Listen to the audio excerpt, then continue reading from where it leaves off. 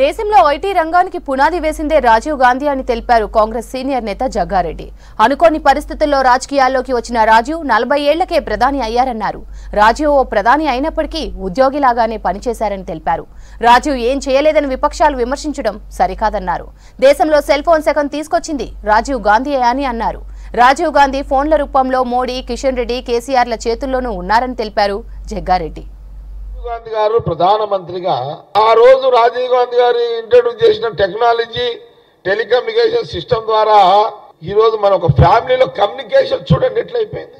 ఈ రోజు ఎవరు వాడతలేరు. ప్రధానమంత్రి మోడీ గారు టెలిఫోన్ వాడుతున్నారు, అమిత్ షా గారు వాడుతున్నారు, చంద్రబాబు నాయుడు గారు వాడుతున్నారు, జగన్ వాడుతున్నాడు, కమ్యూనిస్టు వాడుతున్నారు, కేసీఆర్ వాడతాడు, కేటీఆర్, హరీష్ రావు వాళ్ళ ఫ్యామిలీ, కవిత అందరూ వాడతారు ఫోన్లు.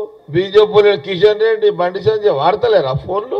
అరే రాజీవ్ గాంధీ గారు ఇంట్రడ్యూస్ తీసుకొచ్చి డెవలప్ అయిన ఈ టెక్నాలజీ ఫోన్లలోనే మీ చేతుల్లోనే మా రాజీవ్ గాంధీ ఉన్నాడు. నేను కేసీఆర్ గారిని అడుగుతున్నా, కేటీఆర్ గారిని అడుగుతున్నా, ఏం చేసిండు గాంధీ ఫ్యామిలీ అంటే? రాజీవ్ గాంధీ ఫోన్ ఇచ్చిండు.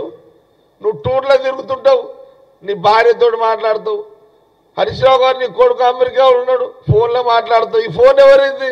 ఈ టెక్నాలజీ ఇంట్రడ్యూస్ చేసింది ఎవరు? రాజీవ్ గాంధీ గారు.